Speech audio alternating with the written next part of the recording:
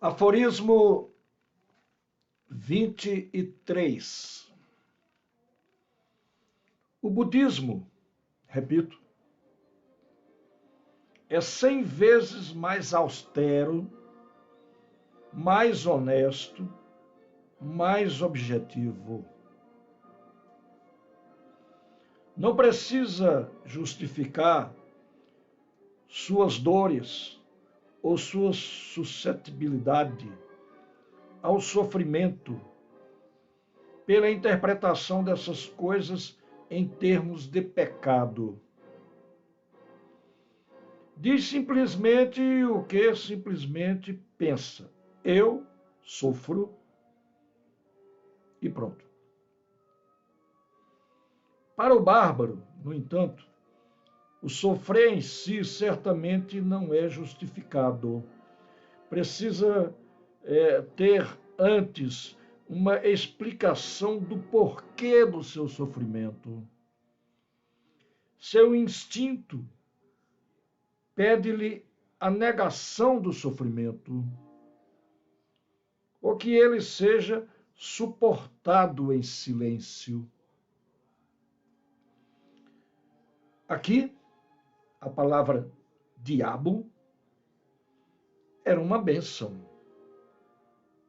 O homem tinha de possuir um inimigo onipotente e terrível. Não era preciso envergonhar-se de sofrer nas mãos de tal inimigo. No fundamento do cristianismo, há algumas sutilezas que pertencem ao Oriente. Em primeiro lugar, sabe que não é importante se uma coisa é verdadeira ou não, mas é de suprema importância quando se crê que algo é verdadeiro. A verdade e a fé de que algo é verdadeiro são dois mundos separados por ideias inteiramente distintas, quase opostas. Os caminhos que levam a um ou a outro estão separados por muitas milhas de distância. Entender este fato a fundo é quase o bastante no Oriente para que alguém se torne um sábio. Os brahmanes, assim, sabiam. Assim, o sabia Platão, e todo estudante de esoterismo sabe disso.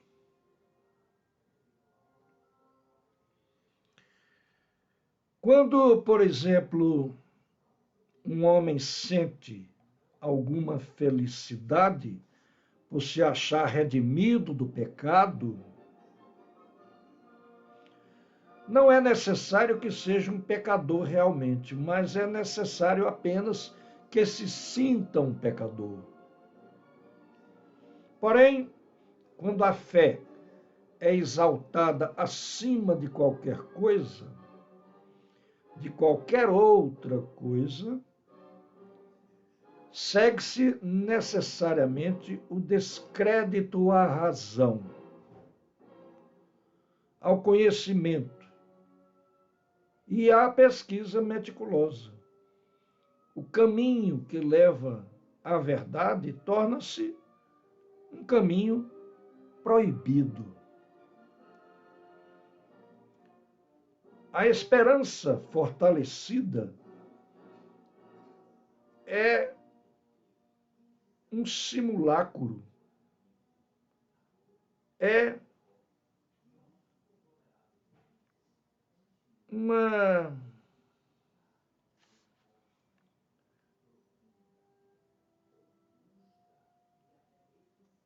é um simulacro, simulacro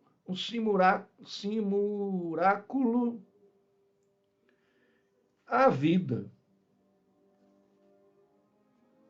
E ela é muito maior do que qualquer outro tipo de felicidade que possa efetivamente ser.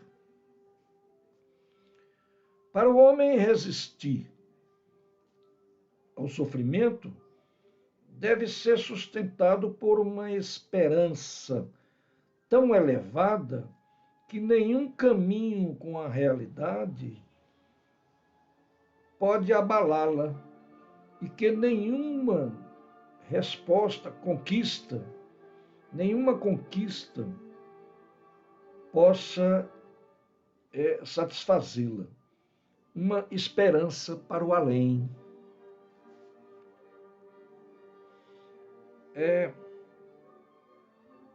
A palavra estimulacro não é simulacro, não é um simulacro. Lá atrás. Na realidade, o Nietzsche quis dizer que é uma caixa de Pandora que existe. Certo? É uma esperança fortalecida numa caixa de Pandora. Mas voltando à leitura, a esperança para o além, né? Justo por causa dessa capacidade que a esperança tem de fazer que os sofredores continuem sofrendo, é que ela surgiu entre os gregos como o mal entre os males, como o mal mais indicioso, o insidioso, o mal da insídia, insidioso, que ficava guardada no fundo de todo o mal. Para que o amor seja possível, Deus deve tornar-se uma pessoa. E para que os instintos mais baixos possam expressar-se, Deus deve ser jovem. Para satisfazer o fervor de uma mulher, um belo santo deve aparecer em cena. Para satisfazer o ardor dos homens, deve haver uma virgem. Tais condições são necessárias caso o cristianismo pretenda tornar-se o senhor num terreno onde o conceito de culto a Afrodite ou a Adônia já tenha sido determinado. Insistir na castidade reforça a veemência e a subjetividade do instinto religioso. Torna o culto mais ardente, mais entusiástico, mais espiritual. O amor é o estado em que o homem enxerga as coisas como elas não são.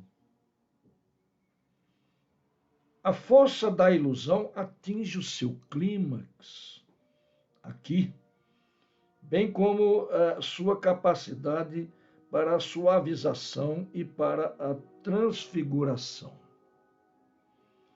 Quando um homem está apaixonado, tudo é tolerado, ele suporta qualquer coisa.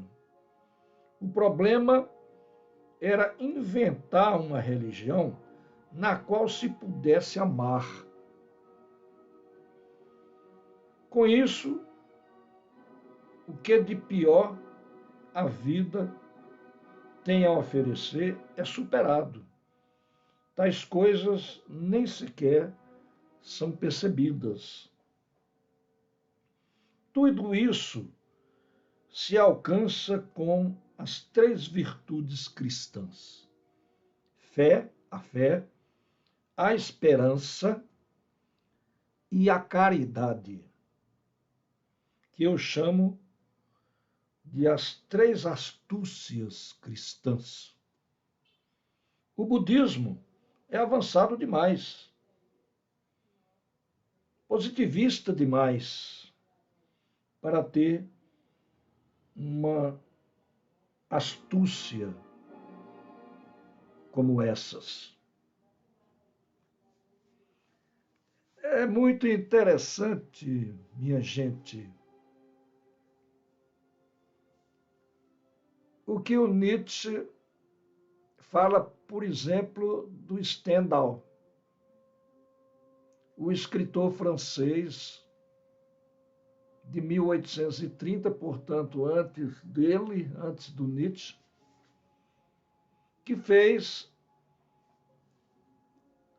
Le Rouge e Le Noir, o vermelho e o preto, e o negro. Stendhal, ele fala do amor. O amor do seu personagem por uma mulher mais velha, personagem de 19 anos, que tem um amor com uma pessoa mais velha e poderosa, que era a mulher de um prefeito. E depois ele é expurgado por causa deste amor e vai para outro amor com uma pessoa mais jovem, da alta sociedade. E todos esses amores elevaram muito as condições sociais do personagem do Stendhal. Mas por que eu estou falando do Stendhal, que foi elogiado pelo Nietzsche? Porque escreveu coisas assim. É porque eu vejo na política brasileira pessoas que se entregam a determinados tipos de amores para que alcem voos sociais. Uma dessas é o Bolsonaro, que era um rapaz do interior do Paraná, lá do Vale da Ribeira, que não tinha expressão nenhuma e que, por se interessar do militarismo dos Estados Unidos no final da Segunda Guerra Mundial, quando os americanos invadiram o mundo de propaganda imbecilizante, entrou como recruta no exército, de lá chegou a tenente, depois foi a capitão e depois ele foi expulso do exército porque estava querendo jogar uma bomba não sei onde, porque não aguentou amar as Forças Armadas de fato e de direito, por causa do seu narcisismo. Um narcisismo nocivo, onde o amor não cabe morada, não consegue morar.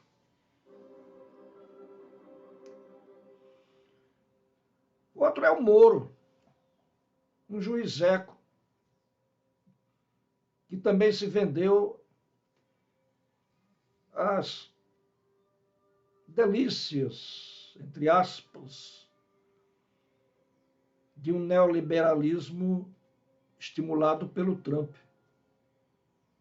E esse pessoal usou técnicas de internet, usou fake news, usou mentiras, inventou lorotas até colocar um candidato à presidência da República na cadeia.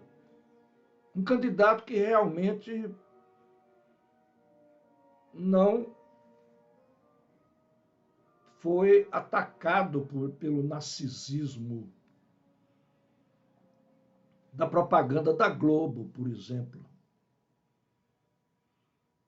Uma Globo que sempre foi golpista, desde 1910, quando Irineu Marinho começou a sua carreira de dono de jornal. E era contrário a tudo que Getúlio fazia do ponto de vista de resolver algumas questões trabalhistas.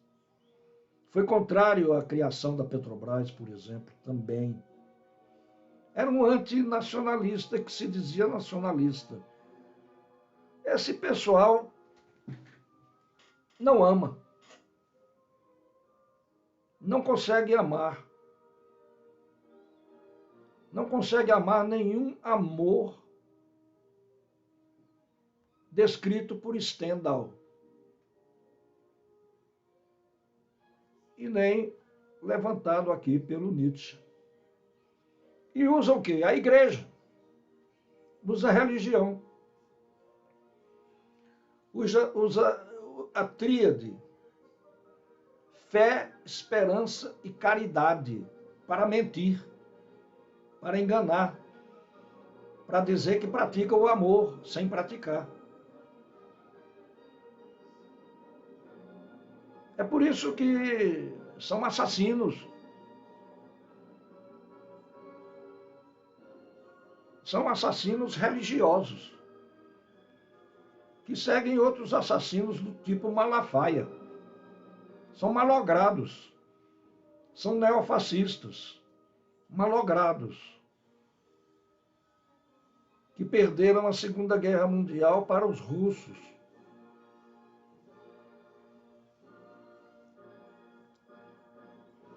Muito bem. Esse aforismo, ele é bastante profundo. Se a gente o interpretar à luz da psicanálise, da política,